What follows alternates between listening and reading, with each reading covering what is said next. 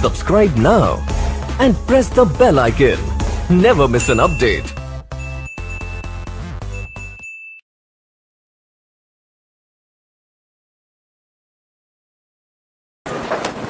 जी, आज के लेक्चर का आगाज करते हैं। सबसे पहले प्रीवियस लेक्चर में से कोई क्वेश्चन पूछना चाहते हो तो पूछ सकते हैं।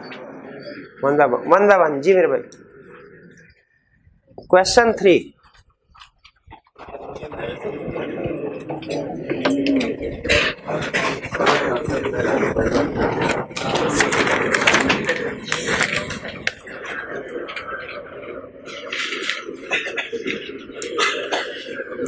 A company is proposing to have a paid up capital of 50 million comprising 5 million ordinary shares of rupees 10 each.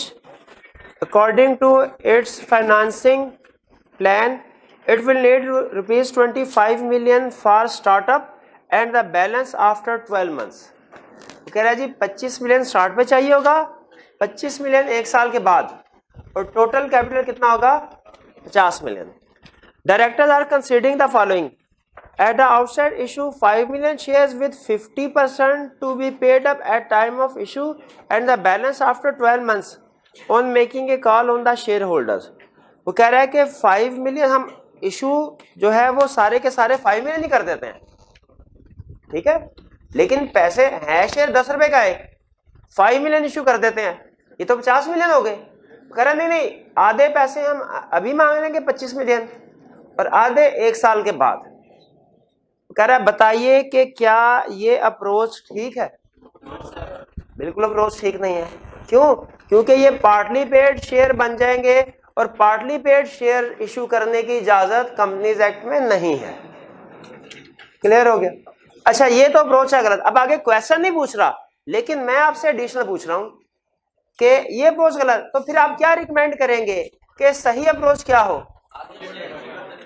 जी हाँ जी, वो कह रहे 2.5 मिलियन शेयर्स अभी इशू कर दें फुली पेड और फिर 2.5 मिलियन शेयर्स एक साल के बाद कर दें, यानी इशू फुली पेड करने हैं, लेकिन जितनों की जरूरत है वो भी इशू कर दें, बाकी एक साल बाद। ये ऑप्शन, इसकी इजाजत है कंपनीज एक्ट में, ठीक है, यानी सारे का सारा ऑथोराइज शेयर कैपिटल एक ही दफा इशू करना लाजमी नहीं है, ठीक है। इशूड शेयर कैपिटल आप कम कर सकते हैं ऑथोराइज की निस्बत, लेकिन जितना भी इशू करना है वो फुली पेड होगा। जी क्लियर हो गया क्वेश्चन? और कोई क्वेश्चन? जी एक मिनट है उनको भाई। हाँ, राइट्स ऑफ शेयर होल्डर में कह रहे हैं entitlement of right issue and bonus issue. Right issue कहते हैं, देखिए जब कभी कंपनी ने मजीद शेयर इशू करने होते हैं ना, जैसे अभी एग्जांपल हुई कि 5 मिलियन में से फर्स्ट कीजिए 2.5 मिलियन शेयर अभी इशू कर दिए। अब क्वेश्चन ये है कि साल के बाद जब रिमेनिंग 2.5 मिलियन शेयर इशू किए जाएंगे, वो एग्जिस्टिंग शेयर होल्डर्स को पहले ऑफर किए जाएंगे, बाद में आउटसाइड पार्टीज को, या पहले ही पूरी जनरल पब्लिक को ऑफर कर दी जाएगी, जो मर्जी आके परचेज कर ले? क्या किया जाए? लॉ कहता है पहला राइट जो है वो आपके एग्जिस्टिंग शेयर होल्डर्स का होता है, इस राइट को कहते हैं राइट इशू। राइट इशू समझ आ गया? बोनस इशू का कंसेप्ट ये है, सम टाइम ऐसा होता है कि कंपनी के प्रॉफिट में तो होती है, आपको पता है कैश बेसिस और अक्रूवल बेसिस काउंटिंग में फर्क है। हम अक्रूवल बेसिस के मुताबिक चलते हैं, अक्रूवल बेसिस के मुताबिक प्रॉफिट तो आ गया लेकिन कंपनी के पास कैश मौजूद नहीं है। बाज़ औक़ात ऐसे होता है, ऐसा हो सकता है, ज़हन में रखिए। इस सूरत में कंपनी क्या करती है, फिर वो बजाय लोगों को कैश में डिविडेंड देने के, वो इन काइंड यानी शेयर्स दे देते हैं कि आप ये हमारे पास शेयर है, ये आप शेयर लीजिए और अब आप खुद से स्टॉक एक्सचेंज में जाके इनको सेल कर लें, आपको पैसे मिल जाएंगे। इसको कहते हैं बोनस इशू, ठीक है। तो शेयर होल्डर्स का ये भी राइट है, जैसे डिविडेंड रिसीव करने का राइट है, तो डिविडेंड की बजाय अगर कंपनी बोनस इशू कर दे तो वो भी उसका राइट है, वो रिसीव करेगा, ठीक। जी मेरे को क्वेश्चन नंबर 1 में रेलिवेंट प्रोविजन कौन सी होगी? Can a company issue partly paid, if so describe the relevant. तो नहीं इशू कर सकते, ठीक है। रेलिवेंट प्रोविजन यही लिखेंगे, company can issue only fully paid shares, बस, ठीक। अच्छा, अगर एक company fully paid share issue कर सकती है, बस पार्टली पेड इशू नहीं कर सकती, तो फिर कंपनी लिमिटेड बाय शेयर में लायबिलिटी में ये क्यों लिखा हुआ है कि उनकी लायबिलिटी होगी up to unpaid amount of share held by them? हाँ, क्योंकि ऐसी पॉसिबिलिटी है कि वो कोई 20, 25, 30 साल पुरानी कंपनी जो थी जिन्होंने उस वक्त के पार्टली पेड शेयर इशू किए और अभी तक मजीद इशू नहीं किए, वो केस को सामने रख के उन्होंने लायबिलिटी रखी है। वरना अब जो अभी कंपनी रजिस्टर्ड हो रही हैं इनमें लायबिलिटी जीरो ही होती है, क्योंकि वो ऑलरेडी जितने भी फेस वैल्यू है वो पे पहले ही कर देते हैं। फुली पेड का कंसेप्ट ही है। और की क्वेश्चन 1 by 1 जी मेरे भाई। हाँ, approval of share holders is not required. कल बात हुई थी कि ऑथोराइज शेयर कैपिटल और इशूड शेयर कैपिटल में डिफरेंस। जैसे अभी जो इन्होंने क्वेश्चन लिया उसी से कंसेप्ट समझते हैं, 5 मिलियन और 2.5 मिलियन वाला। अगर हम 2.5 मिलियन शेयर्स आज स्टार्ट में इशू कर देते हैं तो हमारा ऑथोराइज्ड शेयर जो है वो है 5 मिलियन, इशू किए 2.5 मिलियन। अब देखें 2.5 साल के बाद डायरेक्टर्स ने मजीद 2.5 मिलियन शेयर इशू करने हैं।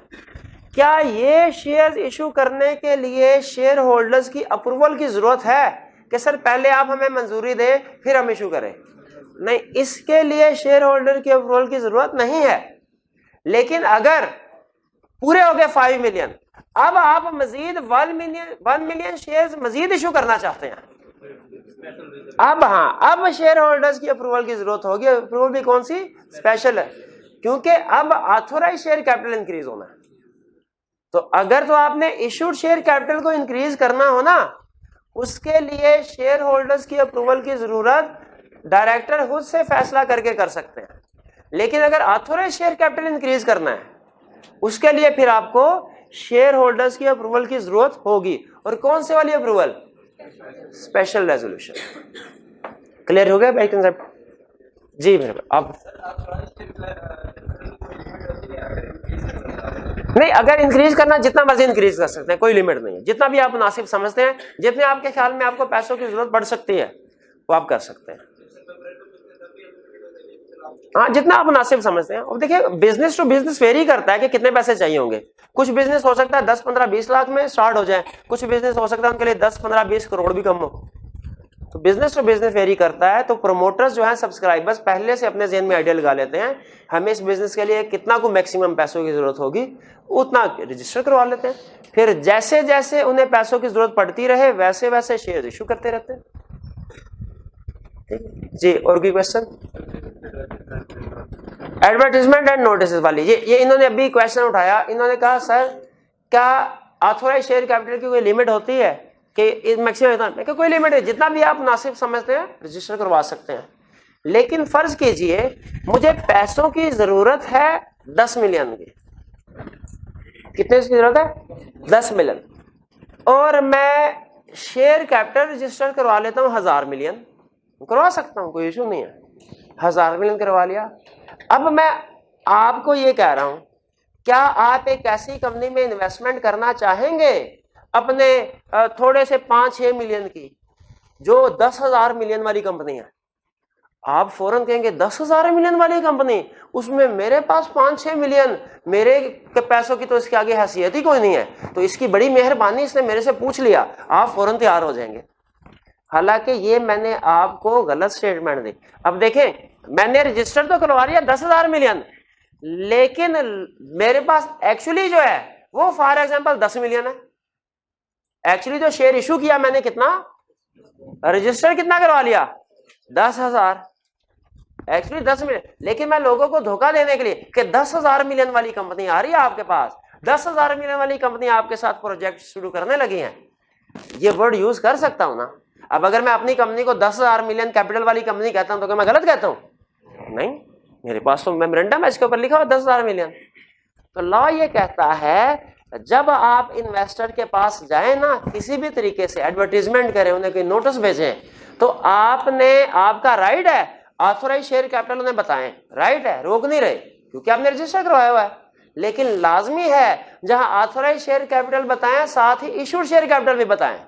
उन्हें जहां ये पता चले आपके ख्वाब कितने ऊंचे हैं, ये भी पता चले आपकी हैसियत क्या है, हैसियत क्या, ठीक है। इसीलिए लॉ ने क्या कहा, जहां कहीं ऑथोराइज शेयर कैपिटल आपने लिखना है इक्वली प्रोमिनेंट स्पेस पे, इक्वली प्रोमिनेंट।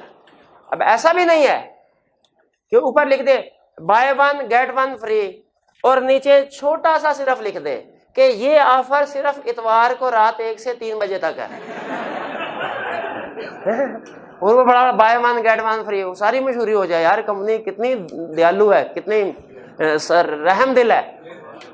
वो भी दीजिए, वैसे वैसे कंपनी ऐसा करती है ना, अनलिमिटेड पैकेज, और फिर 2 दिन बाद पैकेज खत्म हो जाता है और फिर फोन करे कहते हैं सर अनलिमिटेड की भी लिमिट होती है।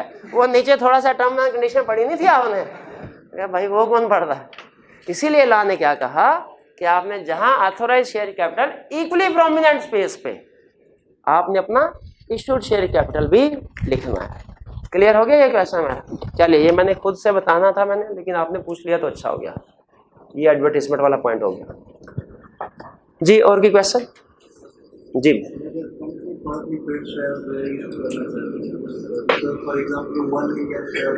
अगर company partly paid share issue करना चाहती है तो वो नहीं कर सकती। नहीं कर सकते ना, नहीं तो क्या वापस जाएं, पास में जाएं, टाइम मशीन लेके आए फिर? नहीं, जब पॉसिबल नहीं है तो ना करें उसको। नहीं आ सकता, भाई की गारंटी है नहीं आएगा। कि अगर करना चाहती है तो क्या कर सकते हैं? नहीं वो जी। और कोई क्वेश्चन?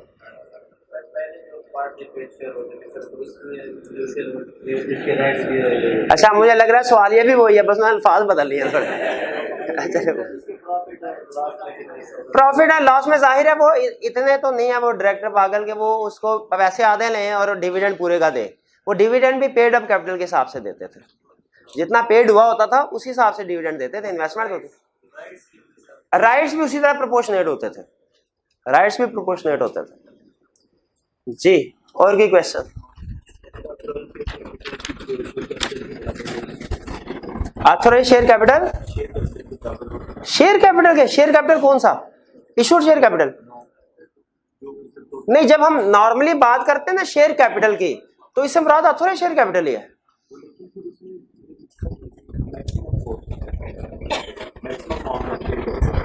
हाँ, शेयर जो रजिस्टर करवा सकते, जो देखे जो आप मैक्सिमम इशूड कर सकते हैं ना शेयर कैपिटल, वो ऑथोराइज शेयर कैपिटल की हद तक कर सकते हैं, उससे ज्यादा नहीं कर सकते। अगर आपका ऑथोराइज शेयर कैपिटल और इशू शेयर कैपिटल बराबर हो गया है और आपको मजीद शेयर कैपिटल इशू करना है, तो पहले शेयर होल्डर की स्पेशल रेजोल्यूशन से आपको मेमोरेंडम में अल्टरेशन करवानी पड़ेगी, फिर उसके बाद इशू कर सकते हैं। हाँ, जो इशू कर सकते हैं, पूरी बात करें ना मेरे भाई आगे, विच कैन बी, वैसे ना क्या करें यार, आधी लाइन बोलेंगे मुझे भी समझ नहीं आएगी, आपको भी समझ, विच कैन बी इशू। हाँ बिल्कुल, मैक्सिमम अमाउंट है जो हम शेयर कर सकते हैं इशू, यानी ऑथोराइज शेयर कैपिटल वो मैक्सिमम अमाउंट है, इस अमाउंट तक हम शेयर्स को इशू कर सकते हैं जी। और की क्वेश्चन? नहीं भैया, कोई टाइम ज़ाया नहीं हो रहा, और ये जहन में रखिएगा, क्वेश्चनिंग करने से आप ज्यादा सीखते हैं। एक अप्रोच ये है कि मैं आपको सिखाऊं, इससे ज्यादा बेहतर है कि आप पूछें और फिर मैं आपको बताऊं, इससे ज्यादा लर्निंग हो। चलिए आज के लेक्चर की तरफ चलते हैं फिर।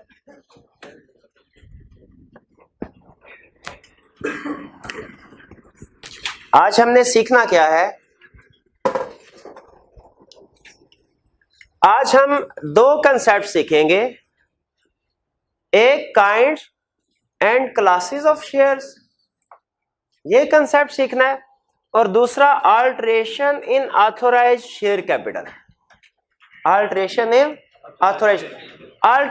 ऑथोराइज्ड शेयर कैपिटल, ये तो बहुत आसान है, ठीक है। जो kind and classes of share, ये भी आसान है, ये आसान है और ये बहुत आसान है। हाँ जी, नहीं पहले तरतीब से चलते हैं ना, जिस तरतीब से मैं याद करके आया उसी तरतीब से चलना है। शेयर कैपिटल कहता भाई 2 लफ्ज होते हैं, एक होता है काइंड्स ऑफ शेयर, एक है क्लासेस ऑफ शेयर। आम इंग्लिश में शायद इनमें कोई फर्क ना हो, काइंड्स कह लें, क्लासेस कह लें, टाइप्स कह लें, जो मर्जी कह लें, लेकिन जब लॉ ने स्पेसिफिक वर्ड यूज किया है किसी खास कंटेक्स्ट में, हम उसी कंटेक्स्ट में वर्ड यूज करते हैं। आपने नोट किया होगा लॉ नॉर्मली चेंज का वर्ड यूज नहीं करता, चेंज की बजाय वर्ड यूज करता है अल्ट्रेशन का, तो हम भी फिर एग्जाम में क्वेश्चन में अल्ट्रेशन का वर्ड ही यूज करेंगे, ठीक है। तो वो कहता है जी एक है लफ्ज काइंड, एक है क्लासेस। कहता है जो शेयर कैपिटल होता है इसकी डिफरेंट काइंड्स हो सकती हैं और फर्दर हर काइंड की आगे क्लासेस हो सकती हैं। यानी समझाने के लिए कह रहा हूं कि काइंड्स ऑफ शेयर्स लेवल 1 की क्लासिफिकेशन और आगे इनकी फर्दर लेवल 2 की classification, classes of share. Shares की 2 काइंड हो सकती हैं। कितनी काइंड हो सकती हैं? 2, ऑर्डिनरी शेयर और preference shares. Ordinary shares, preference shares, ये काइंड्स है, ठीक है। आगे फर्दर ऑर्डिनरी शेयर की भी डिफरेंट क्लासेस हो सकती हैं, प्रेफरेंस शेयर्स की भी डिफरेंट क्लासेस हो सकती हैं। लेकिन आगे चलने से पहले हम ऑर्डिनरी शेयर और प्रेफरेंस शेयर में फर्क समझते हैं, जिनमें फर्क क्या है। पहली चीज तो ध्यान में रखें, है दोनों शेयर्स, डिबेंचर नहीं है। इसमें भी शेयर आ रहा है, इसमें भी शेयर आ रहा है, दोनों शेयर है। इसलिए जब हम कहीं लफ्ज शेयर कैपिटल की बात करेंगे तो उसमें बताइए सिर्फ ऑर्डिनरी शेयर को इंक्लूड करें, सिर्फ प्रेफरेंस शेयर्स को, कि दोनों को इंक्लूड करें। तो ये ऑर्डिनरी शेयर, ये प्रेफरेंस शेयर। सब फर्क समझने के लिए पहले चलते हैं, अब पाकिस्तान का थोड़ा सा सिस्टम समझते हैं। पाकिस्तान, बाहर के मुल्कों में तो होता ये है, वो सूद लेते भी है, देते भी है खुश होके, और वो कहते हैं बहुत अच्छा, जिंदगी सुकून में है। पाकिस्तान में इस्लामी नुक्ता नजर के मुताबिक अक्सरियत का ये ख्याल है, और बल्कि है भी ये बात ऐसे, कि जो सूद लेने और देने वाला दोनों जहन्नमी है, सूद लेने और देने वाला दोनों जहन्नमी है। तो जो इन्वेस्टर्स थे, कंपनी ने आके कहा सर हम आपको डिबेंचर इशू करते हैं, हमने पूछा डिबेंचर क्या होता है। उन्होंने कहा डिबेंचर में आप कंपनी को लोन देंगे, कंपनी आपको एक सर्टिफिकेट दे देगी कि हमने आपसे इतने पैसे वसूल पाए हैं और हम आपको हर साल इतना इंटरेस्ट देंगे, 5 साल बाद आपको पूरे पैसे वापस कर देंगे। हमने कहा हर साल क्या दोगे? उन्होंने कहा इंटरेस्ट फिक्स अमाउंट होगी। हमने कहा सूद दोगे? सूद नहीं हमने लेना, भाग जाओ, कोई पैसे नहीं है। अभी दुनिया में पैसे ले लें, बाद में जहन्नुम में पड़े हो, नहीं कोई पैसे नहीं, भाग जाओ। उसने कहा अच्छा दूसरी ऑप्शन क्या? आप ऐसा कीजिए हमारे शेयर्स ले लीजिए। हमने कहा शेयर्स क्या होते हैं? उसने कहा शेयर्स में भी आप कंपनी को पैसे देंगे, कंपनी आपको एक शेयर सर्टिफिकेट दे देगी जिस पे लिखा होगा कि आपके कंपनी में इतने शेयर्स हैं, सबूत होगा इस चीज का कि आपने कंपनी में इन्वेस्टमेंट किया है, ताकि सनद रहे और बवक्ते जरूरत काम आवे। शेयर सर्टिफिकेट कंपनी आपको देगी।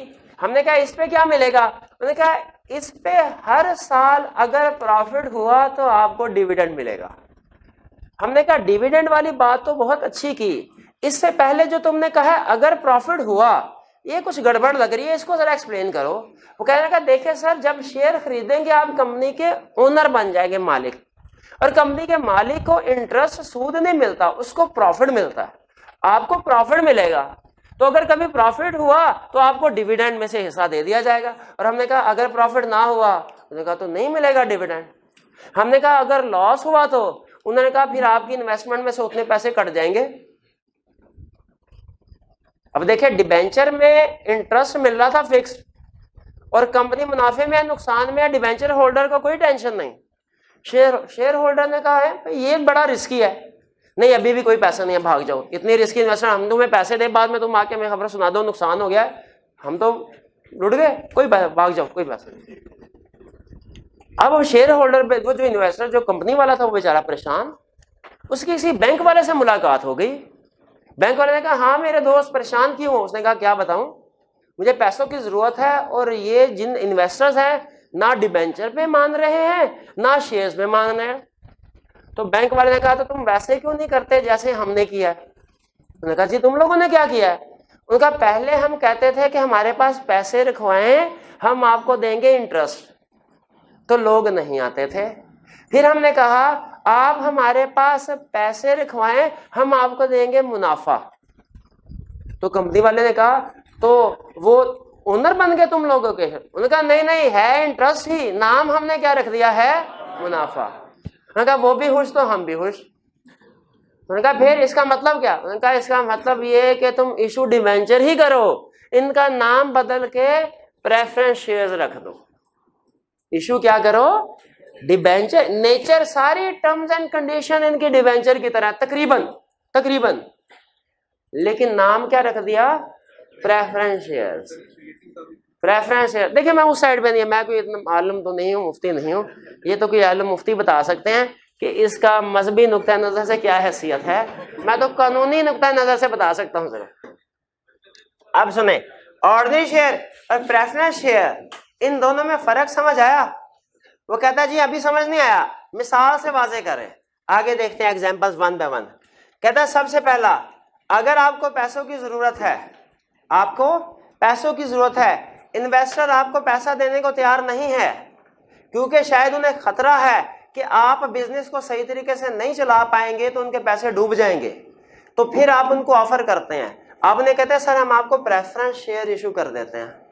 प्रेफरेंस शेयर में फायदा क्या होगा, एक तो नाम से जाहिर है आपको कुछ राइट्स में प्रेफर किया जाएगा, कुछ राइट्स में प्रेफर किया जाएगा। उनका किस राइट्स में प्रेफर किया जाएगा? अब वो राइट्स हैं जिनकी वजह से इनका नाम पड़ा प्रेफरेंस शेयर, इन्हें प्रेफर किया जाएगा। यानी जब कभी डिविडेंड दिया जाएगा, ये भी लाइन में खड़े होंगे, ये भी लाइन में खड़े होंगे, दोनों शेयर, ऑर्डिनरी शेयर होल्डर भी, प्रेफरेंस शेयर होल्डर भी। पहले डिविडेंड किनको बांटा जाएगा, फिर अगर पैसे बचे तो, नहीं बचे तो, बहुत ज्यादा बचे तो, नहीं बहुत ज्यादा बचे तो फिर भी इनको मिलेंगे, ठीक है। यानी प्रेफरेंस शेयर वालों को पैसे, पहले डिविडेंड दिया जाएगा, बाद में अगर पैसे बचे और जितने पैसे बचे, अगर पैसे बचे और जितने पैसे बचे वो ऑर्डिनरी शेयर होल्डर। तो पहला पॉइंट समझ आ गया। अब देखें, डिविडेंड इनको भी मिलता है, डिविडेंड इनको भी मिलता है, लेकिन इनका प्रायोरिटी राइट कैसे है, इनको पहले मिलेगा प्रेफरेंस। दूसरा, अगर कंपनी वाइंड अप हो रही हो तो सारी लायबिलिटीज पे करने के बाद जो बाकी पैसे बच जाते हैं वो किसको मिलते हैं, शेयर होल्डर्स को। अच्छा, अब जब ये तो डिविडेंड था ना, हर साल कंपनी खत्म हो गई, आखिरी दफा पैसे बांटने लगे हैं, वाइंड अप हो गई, सारी लायबिलिटी पे कर दी, अब शेयर होल्डर्स को पैसे बांटने हैं, ये भी लाइन बना के खड़े हैं, ये भी लाइन बना के खड़े हैं। अब बताइए पहले किसको पैसे दिए जाएंगे, इन्हें प्रेफर किया जाता है डिविडेंड देते वक्त और जब भी कंपनी वाइंड अप होती है, इसीलिए इन्हें कहा जाता है ये प्रेफरेंस शेयर और ये ऑर्डिनरी शेयर।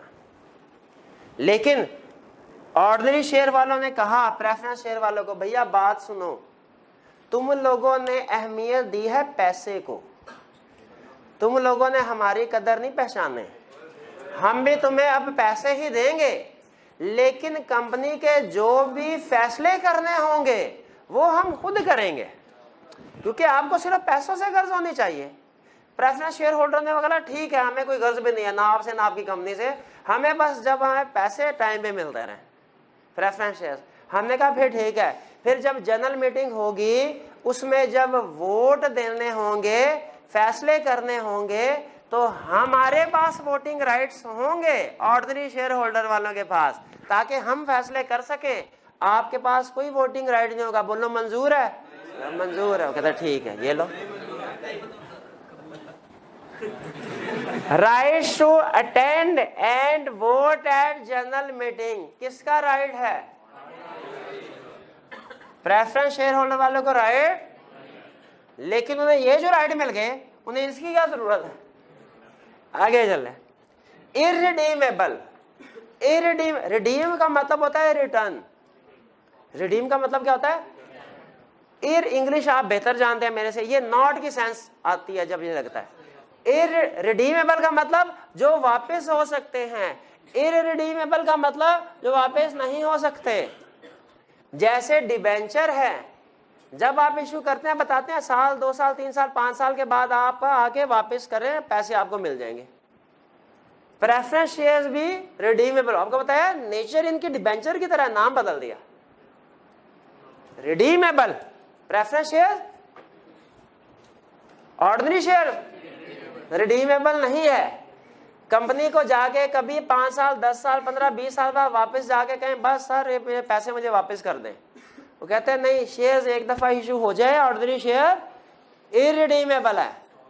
आपने एक दफा, मैं कंपनी हूं, मेरी कंपनी, आपने एक दफा शेयर्स खरीद लिए, अब 10 दिन बाद आप वापस आए सर शेयर वापस कर लें, हम कहेंगे शेयर वापस नहीं होते। शेयर वापस, आप कहेंगे मुझे पैसों की जरूरत है अरशद, क्या करूं, तो मैं क्या कहूंगा, मैं कहूंगा किसी दूसरे को ट्रांसफर कर दो। Shares are irredeemable but are transferable, दूसरे को ट्रांसफर कर दो। कहने लगे मैं दूसरा कहां से ढूंढूं जिसको ट्रांसफर करना है, तो स्टॉक एक्सचेंज चले जाओ, अगर लिस्टेड कंपनी है तो। लिस्टेड कंपनी तो इरिडीमेबल रिडीमेबल में फर्क समझ आ गया। इरिडीमेबल का मतलब है कंपनी को वापस नहीं किए जा सकते, लेकिन आगे किसी और को आप ट्रांसफर कर सकते हो। फिर डिविडेंड वेरीज, ऑर्डिनरी शेयर्स वालों को कभी डिविडेंड मिलता है कभी नहीं मिलता, कभी बहुत ज्यादा मिलता है कभी बहुत कम मिलता है, लेकिन प्रेफरेंस शेयर वालों को नॉर्मली डिविडेंड फिक्स होता है। अच्छा, ये ऑर्डिनरी शेयर होल्डर वालों को जो डिविडेंड मिलना है या नहीं मिलना, ये कब, ये हर साल डिसाइड होता है। हर साल डिसाइड होता है कि इस साल डिविडेंड मिलेगा कि नहीं मिलेगा। किस मौके पे डिसाइड होता है भला? एनुअल जनरल मीटिंग में, एजीएम में। और जो प्रेफरेंस शेयर होल्डर वालों को डिविडेंड मिलना है फिक्स होता है, ये कब डिसाइड होता है? ये हर साल डिसाइड नहीं होता, एट टाइम ऑफ इशूज, उसी वक्त लिखा पढ़ा तो हो जाती है, बस वो कहते हैं ये ले। तो बताइए ऑर्डिनरी शेयर और प्रेफरेंस शेयर में फर्क समझ आया? इसकी नेचर, प्रेफरेंस शेयर की नेचर समझने के लिए कह रहा हूं, डिबेंचर की तरह है, लेकिन चूंकि उन तसल्ली के लिए नाम इन्होंने प्रेफरेंस शेयर रखा हुआ है, इसलिए लीगली इसका ट्रीटमेंट वैसे ही होता है जैसे यानी अगर आप चाहते हैं कि आपकी कंपनी का ऑर्डिनरी शेयर भी हो प्रेफरेंस शेयर भी हो, तो आपको बताइए मेमोरेंडम में प्रेफरेंस शेयर रजिस्टर करवाना पड़ेगा कि नहीं करवाना पड़ेगा? मेमोरेंडम में आपको प्रेफरेंस शेयर रजिस्टर करवाना पड़ेंगे कि नहीं करवाना पड़ेंगे? लोग कहता है बिल्कुल करवाने पड़ेंगे, ये भी शेयर्स हैं हाँ जी। यानी आपका हो सकता है ऑथोराइज शेयर कैपिटल सिर्फ और सिर्फ ऑर्डिनरी शेयर पे मुश्तमिल हो, सिर्फ और सिर्फ ऑर्डिनरी, सारे का सारा ऑर्डिनरी शेयर हो, ये भी पॉसिबल है। आधा ऑर्डिनरी शेयर हो आधा प्रेफरेंस शेयर हो, ये भी पॉसिबल है, लेकिन लिखना पड़ेगा। 5 टोटल ऑथोराइज शेयर कैपिटल कितना? 5 million shares of ₹10 each. Division कैसे है? 2.5 million shares of ₹10 each ordinary shares, 2.5 million of ₹10 each preference shares, total मिलके 5 मिलियन शेयर। तो इसका मतलब है अगर आप प्रेफरेंस शेयर इशू करना चाहते हैं तो मेमोरेंडम में रजिस्टर करवाना पड़ेगा। वो करवाना चाहिए कि नहीं करवाना चाहिए? और भाई है तो शेयर ही ना, कंफ्यूज क्यों हो गया इतना? प्रेफरेंस शेयर है कि नहीं है? तो जो भी शेयर कैपिटल हो, जो भी शेयर मेमोरेंडम में रजिस्टर करवाने होते हैं कि नहीं? तो यही मैं समझा रहा हूं, करवाने अलग-अलग करवाएंगे, बताएंगे कि कितने शेयर प्रेफरेंस है कितने ऑर्डिनरी है। ठीक हो गया ये कंसेप्ट। आगे चलते हैं। ऑर्डिनरी शेयर में फर्ज कीजिए हम चाहते, आपको मैंने एक दफा एग्जांपल दी थी याद होगा आपको, वो पीडीसीएल वाली। पीडीसीएल ने शेयर जब बेचे थे सालात को, तो उन्होंने राइट्स जो थे अपने, वो शेयर उन्होंने 26% खरीदे। उन्होंने कहा आपको हम पावर ट्रांसफर कर देंगे बाय एग्रीमेंट, मेजॉरिटी डायरेक्टर आप कर दें। हालांकि नॉर्मली एक शेयर का एक वोट होता है, तो उस लिहाज से अगर आप 51% डायरेक्टर अपॉइंट करना चाहते हैं तो आपके पास 51% शेयर होने चाहिए नॉर्मली, लेकिन इस केस में उन्होंने पावर दे दी।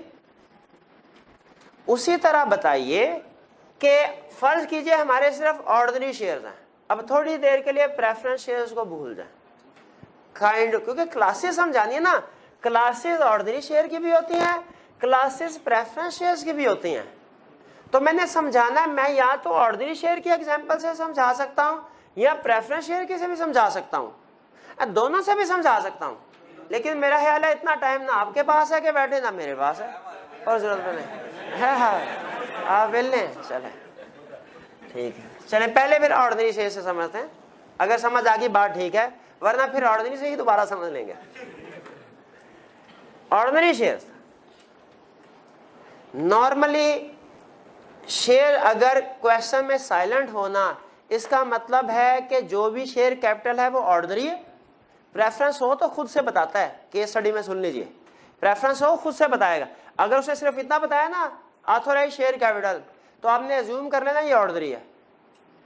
उसी तरह अगर वो ये कहता है कि ऑर्डिनरी शेयर्स हैं, तो आपने अज्यूम करना है खुद से, जब ना बताए, कि इनकी फर्दर क्लासिफिकेशन कोई नहीं है, सारे शेयर्स एक ही तरह के हैं।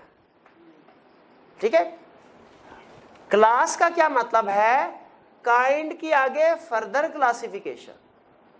बाज़ औक़ात ऐसा होता है ऑर्डिनरी शेयर्स में, ऑर्डिनरी शेयर के अंदर हम दो क्लासेस बना लेते हैं, class A, class B, further class C भी बना सकते हैं, डी ई एफ भी बना सकते हैं, कोई रोक टोक नहीं है, फर्दर क्लासेस बना लेते हैं। और हर क्लास में फिर जब हमने राइट्स लैदा करने हो ना, अगर करने हो कभी जरूरत के हो, जैसे मैंने आपको बताया इस हालात वाले केस में गवर्नमेंट को जरूरत पड़ी, उन्होंने राइट्स अपने लैदा कर लिए, उन्होंने कहा 26% वाले जो है ना, इनको तो ज्यादा राइट्स दे दो, वोटिंग राइट्स, इनको ज्यादा राइट्स दे दो, और बाकी जो गवर्नमेंट के पास है इनको कम राइट दे दो। तो क्या ऐसी पॉसिबिलिटी है? बिल्कुल है। फिर मुझे बताइए कि क्या अगर एक कंपनी के 1 मिलियन ऑर्डिनरी शेयर्स हैं, वो ऑर्डिनरी शेयर के अंदर ही क्लासिफिकेशन कर सकती है? एक तो है ना ऑथोराइज शेयर कैपिटल की क्लासिफिकेशन करना, ऑथोराइज शेयर कैपिटल की, उसे हम कहते हैं काइंड्स, ऑर्डिनरी और प्रेफरेंस। अब ये अगला कंसेप्ट है, क्या ऑर्डिनरी शेयर की फर्दर क्लासिफिकेशन हो सकती है? बिल्कुल, इसे क्या कहते हैं? क्लासेस। ये क्लासिफिकेशन क्यों की जाती है? जब हमने इनके राइट्स को डिफरेंट रखना हो, जब इनके राइट्स को डिफरेंट करना हो, एक को ज्यादा राइट देने हो, दूसरे को कम राइट देने हो, तो हम इसकी 2 क्लासेस या 3 या 4 कर सकते हैं। जैसे हो सकता है हमने ऑर्डिनरी शेयर में एक क्लास ए बनाई हो, उसमें हर बंदे का एक शेयर का 1 वोट दिया उसे। क्लास ए में क्या कहा हो, जिस बंदे के पास क्लास ए के शेयर हैं, जिसके पास 1 शेयर है, उसे 1 वोट मीटिंग में कार्ड कर सकता है। लेकिन फिर हमने क्लास बी भी बनाई हो, इसमें क्या कहा हो कि जिसके पास क्लास बी का शेयर होगा, उसके पास 1 शेयर के बदले में 2 वोट कास्ट करने की इजाजत है। लेकिन है दोनों ऑर्डिनरी। प्रेफरेंस को तो इजाजत ही नहीं थी ना, प्रेफरेंस को हमने कहा था तुम मीटिंग की तरफ देखना भी नहीं है तुमने, जनरल मीटिंग में तो रहा क्या काम, ये ऑर्डिनरी है। ऑर्डिनरी में हमने फर्दर टाइप क्या बनाई, एक को कहा कि तुम 1 शेयर के बदले में 1 वोट दोगे, और दूसरे को क्या कहा, 1 के बदले में 2 वोट दोगे। क्या मैं एक तीसरी क्लास सी भी बना सकता हूं? क्या मैं इसमें ये कह सकता हूं क्लास सी तुम 1 शेयर के बदले में 0 वोट दोगे? ये भी हो सकता है, ये भी डिफरेंट राइट्स है, हो सकता है, क्या हो सकता है कि 1 शेयर जो है उसके बदले, हाँ, हम ऑर्डिनरी शेयर की क्लासिफिकेशन फर्दर कर सकते हैं। ऑर्डिनरी शेयर या प्रेफरेंस शेयर की फर्दर क्लासिफिकेशन को क्या कहते हैं? Classes of share. Classes of share में डिफरेंट क्लासेस किस बेस पे बनाते हैं? डिफरेंट राइट्स की बेस पे। राइट्स को डिफरेंट कर सकते हैं। भाई कैसे डिफरेंट कर सकते हैं? जैसे हो सकता है एक क्लास को शेयर्स ज्यादा दे, दूसरी क्लास, एक क्लास को वोटिंग पावर ज्यादा दें, दूसरी क्लास को वोटिंग पावर कम दें, और तीसरी क्लास सी को वोटिंग पावर 0 ही कर दें। वो कहता है क्लासेस जो है इसमें वोटिंग राइट्स डिसप्रोपोर्शनेट भी हो सकते हैं और 0 भी हो सकते हैं, no voting rights at all, ये भी हो सकता है। डिसप्रोपोर्शनेट का मतलब क्या है? एक को है फॉर एग्जांपल दोनों का 10-10 रुपए का शेयर, ये भी 10 का, ये भी 10 का, इसको एक शेयर के बदले 1 वोट। और ये भाई क्लासेस और काइंड में फर्क समझ आया? जो ऑथोराइज शेयर कैपिटल की पहली क्लासिफिकेशन है उसे क्या कहते हैं? वो कहाँ लिखी होती है? मेमोरेंडम में। और जो ऑर्डिनरी शेयर या प्रेफरेंस शेयर की फर्दर क्लासिफिकेशन है उसे क्या कहते हैं? और वो कहाँ लिखी होती है? फिर बताइए डिफरेंट क्लासेस ऑफ शेयर कहाँ लिखी होंगी? अब बताइए, टेक्निकल क्वेश्चन आगे चल के एक बहुत बड़े कंसेप्ट की बेस बनेगी। डिफरेंट क्लासेस ऑफ शेयर अगर हैं तो कहाँ लिखी होंगी? मेमोरेंडम में क्या आर्टिकल में? सोच के बताना है। इसमें क्या क्लास ए के राइट्स और क्लास बी के राइट्स एक जैसे होंगे? फर्क होंगे। ये किस क्लास ए के कितने राइट्स हैं, क्लास बी के कितने राइट्स हैं, ये लिखा कहाँ होगा? आगे। ये जहन में रखिएगा। राइट्स ऑफ शेयर होल्डर कहाँ लिखे होंगे? फिर बताइए rights of different classes of share holder कहाँ लिखे होंगे? आर्टिकल में। और फिर एंड में उसने एक वो बात बताई जो बताने की जरूरत नहीं थी, हमें पता था। उसने कहा क्लास ए में और क्लास बी के राइट्स डिफरेंट हो सकते हैं। बिल्कुल होंगे, लेकिन कहता है क्लास ए में आज शेयर कुछ इशू किए, 2 महीने बाद फिर क्लास ए के ही शेयर इशू किए। अब बताइए इसमें आज के शेयर और जो 2 महीने पहले शेयर इशू किए थे, इनके राइट्स डिफरेंट होंगे कि सेम होंगे? ये सेम होंगे, ये सेम होंगे। क्लास ए, एक मिनट। अब ऐसा कीजिए कि लर्निंग ऑब्जेक्टिव 3 है, तसल्ली के साथ इसकी रीडिंग कर लीजिए। रीडिंग लर्निंग ऑब्जेक्टिव 3 क्वेश्चन इसके एंड पे लेता हूँ।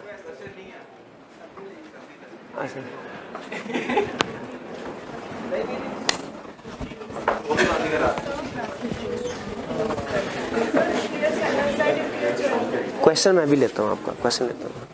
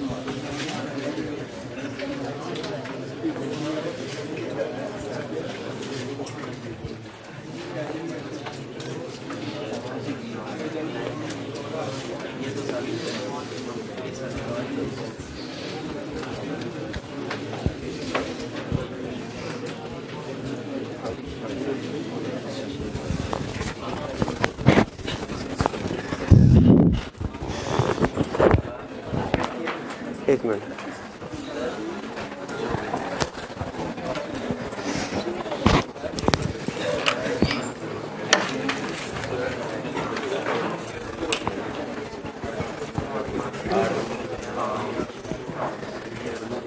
कितने स्टूडेंट अभी रीडिंग कर रहे हैं? जी होगी रीडिंग तकरीबन। जी कोई क्वेश्चन पूछना चाहते हैं तो पूछ लीजिए, 1 बाय 1। जी मेरे भाई।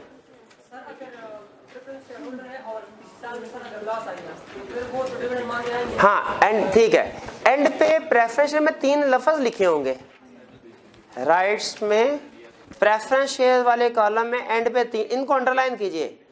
वो कहता है वेरी लर्निंग ऑब्जेक्टिव 3 में कॉलम बने हुए हैं, उसमें प्रेफरेंस शेयर वाला कॉलम है, उसका आखिरी डब्बा जो है उसमें लिखा हुआ है प्रेफरेंस शेयर्स में have different classes on the basis of accumulation of dividend. इसको अंडरलाइन करें, एक्यूमुलेशन, रिडेम्पशन और कन्वर्जन ऑफ शेयर्स। ये 3 लफ्ज एक्यूमुलेशन, रिडेम्पशन और कन्वर्जन, ये समझाने लगा हूं। ठीक है, प्रेफरेंस शेयर्स में भी डिफरेंट क्लासेस हो सकती हैं, क्लास ए क्लास बी। हो सकता है क्लास ए को हम कहें भैया अगर प्रॉफिट हुआ, डिविडेंड तुम्हें पहले मिलेगा, इनको बाद में मिलेगा, लेकिन अगर लॉस हुआ ना तो तुम्हें डिविडेंड इस साल का नहीं मिलेगा, फिर अगले साल का ही मिलेगा। ये पूछने लगा अगले साल 1 साल का मिलेगा कि दोनों सालों का। हमने कहा क्लास ए में हमने नॉन एक्यूमुलेटेड शेयर इशू किए हैं, इसका मतलब है तुम्हारा अगर 1 साल डिविडेंड नहीं मिला तो वो साल फारग हो गया, अगले साल सिर्फ उसी 1 साल का मिलेगा। लेकिन अगर प्रेफरेंस शेयर एक्यूमुलेटेड हैं, क्यूमुलेटिव हैं, तो फिर अगले साल 2 सालों का मिलेगा। अगर अगले साल भी प्रॉफिट नहीं होता, तीसरे साल 3 सालों का क्यूमुलेट होता रहेगा। तो प्रेफरेंस शेयर की क्लासिफिकेशन जब हम करते हैं, डिफरेंट क्लासेस बनाते हैं, उसमें एक ऑप्शन ये इस बेस पे बना सकते हैं क्यूमुलेटिव है कि नॉन क्यूमुलेटिव। दूसरी ऑप्शन और कौन सी है, रिडेम्पशन। हो सकता है क्लास ए में हम कहें ये shares redeem, normally preference shares redeemable होते हैं, लेकिन अगर हम कहते हैं कि ये इररिडीमेबल शेयर इशू करना चाहते हैं, वो भी कर सकते हैं। नॉर्मली क्या होते हैं, रिडीमेबल, लेकिन अगर प्रेफरेंस शेयर्स इररिडीमेबल इशू कर, वो ऑप्शन भी है, उसकी भी क्लास फिर अलग बना सकते हैं। और तीसरा क्या है, कन्वर्जन, कि हम उन्हें कहते हैं अच्छा भाई बात सुने, क्लास ए वालों को कहते हैं तुम 5 साल बाद आके जितने के प्रेफरेंस शेयर है पैसे ले जाना। क्लास बी वालों को कहा तुम 5 साल बाद आना, तुम्हारे पास 2 ऑप्शंस हैं। पहली ऑप्शन पैसे लेने हुए पैसे ले लेना, अगर तुमने इसके बदले में ऑर्डिनरी शेयर लेने हैं, ऑर्डिनरी शेयर ले लेना। ये उसे कन्वर्जन की ऑफर, कन्वर्जन का लफ्ज क्या शो कर रहा है कि कन्वर्जन इनटू ऑर्डिनरी शेयर, लेकिन उसे कहते हैं जब 5 साल पूरे हो जाएंगे फिर, अभी नहीं। ठीक है, बाज़ औक़ात कुछ इन्वेस्टर होते हैं वो कहते हैं नहीं हम अल्टीमेटली ओनर बनना चाहते हैं आपकी कंपनी का, तो उन्हें कहते हैं अच्छा पहले 5-10 साल के लिए पैसे तो लाओ ना, बाद में ओनर बनाएंगे तुम्हें। तो कन्वर्जन की ऑप्शन। तो जिस तरह मैंने यहाँ पे आपको वोटिंग की एग्जांपल दी कि वोटिंग को सामने रख के कैसे राइट्स डिफरेंट हो सकते हैं, अब जाहिर है प्रेफरेंस शेयर को समझाते हुए वोटिंग की एग्जांपल तो नहीं दे सकता था। क्यों नहीं दे सकता था वोटिंग की एग्जांपल, वोटिंग होती नहीं है। फिर इनकी क्लासेस किस बेस पे बनती हैं, एक्यूमुलेशन ऑफ डिविडेंड की बेस पे, कन्वर्जन की बेस पे, रिडेम्पशन की बेस पे। जी बात समझ आ गई मेरे भाई? और कोई question? 1 by 1 preference share holder होते हैं, इन अगर कंपनी वाइंड अप हो जाती है और लॉस में जाती है तो इनको पैसे वापस नहीं, प्रेफरेंस शेयर अगर कंपनी लॉस में जाती है और वाइंड अप हो जाती है तो प्रेफरेंस शेयर होल्डर को पैसे मिलेंगे, बिल्कुल मिलेंगे, लेकिन याद रखें पैसे वापस करने की ना तरतीब होती है, वो तरतीब हमारे सिलेबस में नहीं है, इसलिए हम बाकी की तरतीब को तो छोड़ देते हैं, सिर्फ इन दोनों की तरतीब याद रख लेते हैं। अगर पैसे बचे हैं बाकी सारे पेमेंट होगी, ये 2 रह गए, तो दोनों में से पहले किसको मिलेंगे? इसी वजह से इन्हें प्रेफरेंस कहा जाता है, इन्हें प्रेफर किया जाएगा, उस वक्त प्रायोरिटी राइट दिया जाएगा, प्रेफर्ड राइट। ठीक है कि पैसे वापस मिलेंगे। जी हाँ बिल्कुल, ऑथोराइज शेयर देखें, ऑर्डिनरी शेयर तो लिमिटेड बाय शेयर के लिए लाजमी है, प्रेफरेंस शेयर उसकी मर्जी है, अगर उसने प्रेफरेंस शेयर मिलाना चाहा तो मिलाए, नहीं मिलाना तो सारे का सारा ऑर्डिनरी रजिस्टर करवा ले।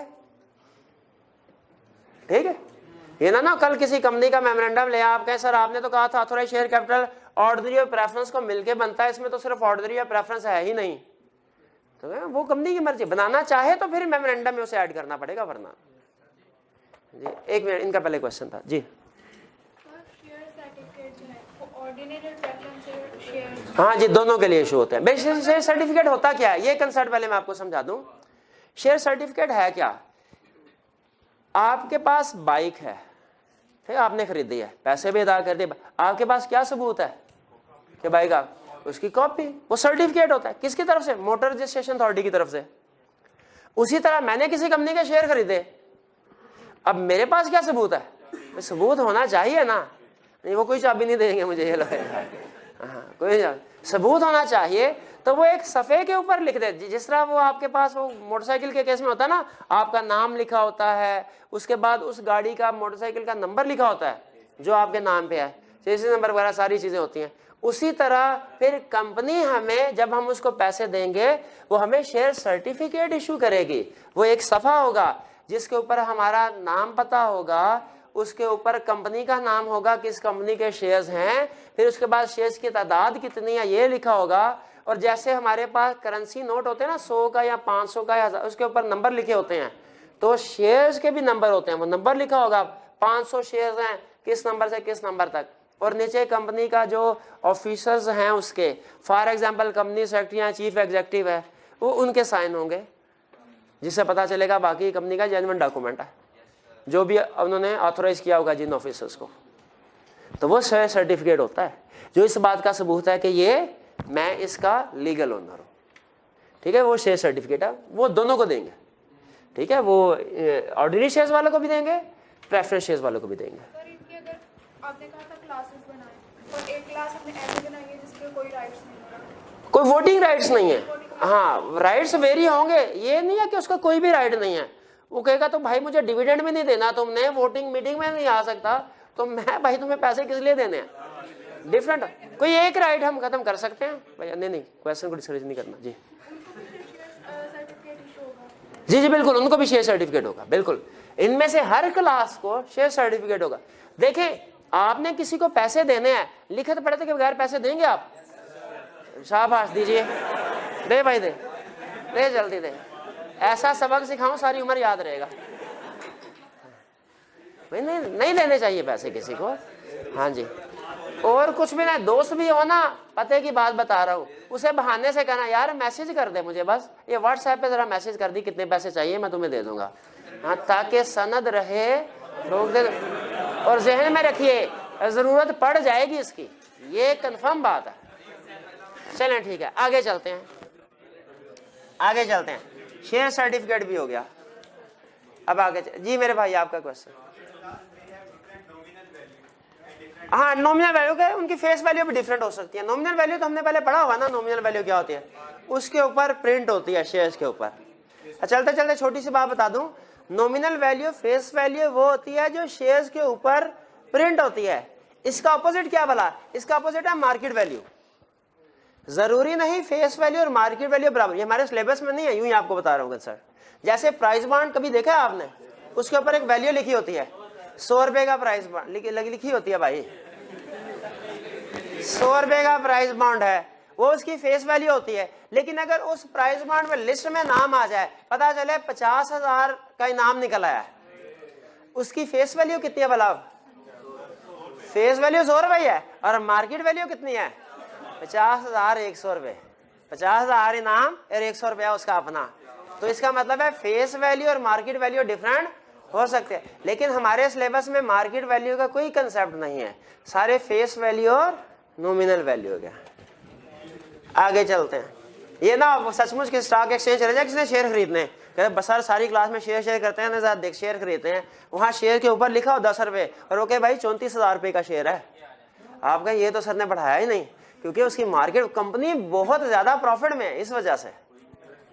जी भैया आगे चलते हैं। अल्टरेशन इन शेयर कैपिटल। भाई शेयर कैपिटल क्लास जो है उसमें अल्टरेशन हो सकती है। अच्छा जरा देखिएगा, ऑथोराइज शेयर कैपिटल में क्या जो क्लास होगी मेमोरेंडम में, उसमें वर्डिंग इसी तरह की लिखी होगी कि 5 billion shares of ₹100 is equal to 500 million. इसी तरह वर्डिंग होगी ना, authorise share capital divided into shares of smaller amount, ठीक है, इसी तरह वर्डिंग होगी ना।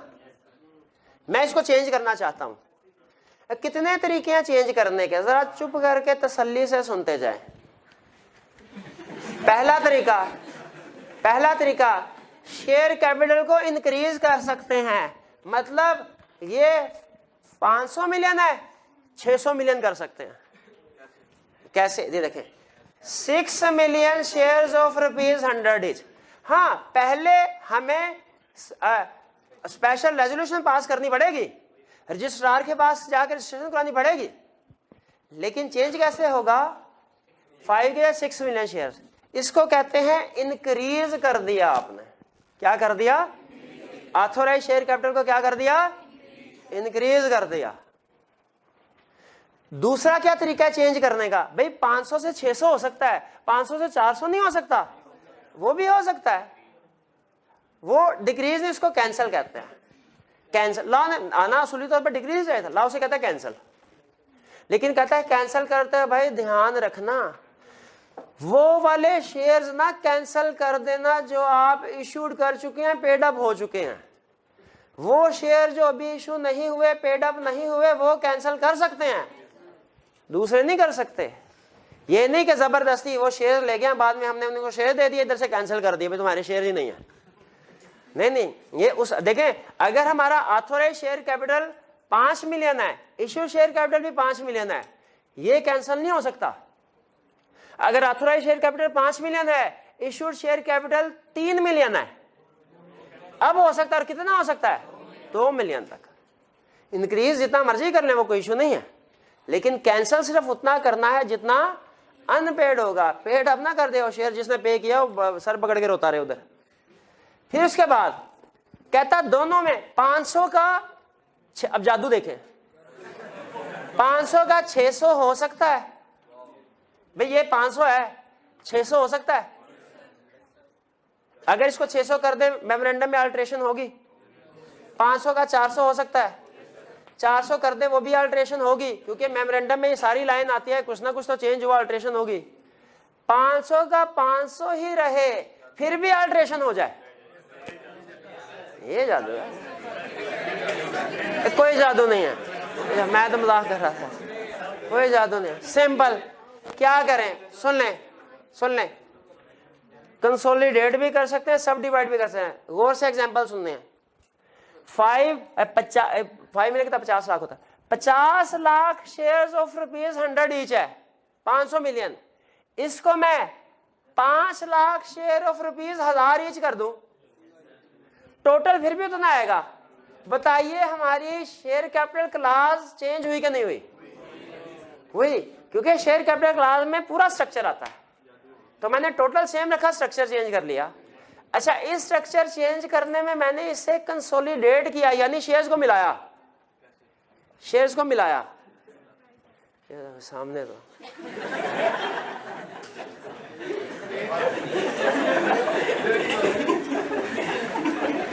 अब क्या, जिस तरह मैंने शेयर्स को मिला के बड़ी अमाउंट का शेयर बना दिया, उसी तरह क्या मैं शेयर्स को तोड़ के छोटी अमाउंट का शेयर बना सकता हूं? इसको कहते हैं सब डिवाइड। शेयर्स को मिला के बड़ी अमाउंट का शेयर बनाना, ये क्या कहलाता है? कंसोलिडेट। शेयर्स को तोड़ के छोटी अमाउंट का शेयर बनाना क्या कहलाता है? अब सुनिए, चेंज किया आपने, पहले बताना है अल्ट्रेशन है कि नहीं, फिर बताना है चारों में से कौन सी अल्ट्रेशन है। एग्जिस्टिंग स्ट्रक्चर ये है, मैंने इसको चेंज करके क्या किया, 50 million shares of ₹10 each, total 500 million ही है। भैया अल्ट्रेशन है कि नहीं है? कौन से वाली है? सब डिवाइड। सिंपल। कहता है कर किस किस तरीके से सकते हैं, ये समझ लगी। 4 एक 5वां भी एक जगह पे उसने लिखा हुआ, लेकिन वो अंडरस्टूड सा है।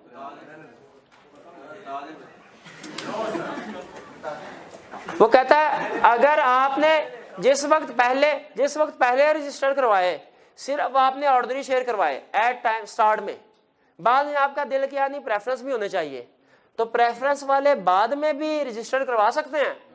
बिल्कुल करवा सकते हैं। चलें, समझ आ गई है कि 4 तरीके से अल्ट्रेशन हो सकती है। इंक्रीज भी हो सकता है, कैंसिल भी हो सकता है, इसको डिक्रीज नहीं बोलना, इंक्रीज भी हो सकता है, कैंसिल भी हो सकता है, कंसोलिडेट भी, सब डिवाइड भी। कंसोलिडेट सब डिवाइड पता चल गया कैसे है? कहता है प्रोसीजर क्या होगा, पहला step authorised by article. Articles में इस चीज की इजाजत होनी चाहिए कि आप शेयर कैपिटल को चेंज कर सकते हो। शेयर कैपिटल ये उन्होंने बिला वजह की पता नहीं क्यों वैसे कंडीशन ऐड रखी है, क्योंकि असल में अगर इजाजत नहीं भी है ना आप फिर भी चेंज कर सकते हैं। कैसे वाला? फिर आप कहें मेमोरेंडम की बारी बाद में आएगी, पहले आर्टिकल्स को चेंज कर लेते हैं। आप आर्टिकल्स को पहले फिर चेंज कर लेंगे। लेकिन बहरहाल एग्जाम का क्वेश्चन है, पहली लाइन ये लिखनी है। जब कभी वो हमसे पूछे बताओ हमने शेयर कैपिटल क्लास चेंज करनी है मेमोरेंडम में, क्या करें? हम कहेंगे company can do so if authorised by articles. पहली लाइन ये लिखनी है कि company can change its authorised capital class if authorised by, फिर उसके बाद स्पेशल रेजोल्यूशन। बाकी रूटीन आपको पता ही है। स्पेशल रेजोल्यूशन पास करके क्या करना है? डॉक्यूमेंट स्पेशल रेजोल्यूशन और अल्टर्ड मेमोरेंडम रजिस्ट्रार के पास जाना है। लेकिन 15, इससे पहले जितनी दफा भी रजिस्ट्रार के पास गए थे ना 30 दिन में थे, इसमें कह रहा है 15 दिन में जाना है। कितने दिन में? ये था हमारा आज का लेक्चर। फिर क्विक किस्म की रिवीजन कर लेते हैं एंड पे 1 मिनट के अंदर। मुझे बताइए शेयर्स की कितनी काइंड हैं? कौन कौन से? आगे फर्दर क्लासेस हो सकती हैं। क्लासेस में फर्क क्या होता है? डिफरेंट राइट्स का। वो राइट्स वोटिंग राइट्स भी हो सकते हैं, कुछ दूसरे भी हो सकते हैं। ऑर्डिनरी शेयर और प्रेफरेंस शेयर में फर्क क्या है?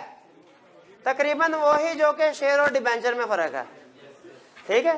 प्रेफरेंस शेयर को प्रेफरेंस किस वजह से कहा जाता है? क्योंकि प्रायोरिटी राइट है डिविडेंड का, वाइंडिंग अप में रीपेमेंट का। और कौन से वाले शेयर होल्डर मीटिंग अटेंड कर सकते हैं, वोट कास्ट कर सकते हैं? ऑर्डिनरी वाले, बिल्कुल ठीक है। ये दो बड़े डिफरेंस के बाद क्या बताइए, अल्टरेशन करनी है शेयर कैपिटल क्लास में कितने तरीकों से कर सकते हैं? इंक्रीज, कैंसल, कंसोलिडेट, सब डिवाइड। तरीकाकार क्या है? सबसे पहले ऑथराइज्ड बाय आर्टिकल, स्पेशल। और मुझे डर है कि आप प्रोसीजर बताते हुए पहले वाली लाइन भूल जाएंगे। पक्की बात है, वचन देते हैं नहीं भूलना इसको। ठीक है जी, लेक्चर खत्म।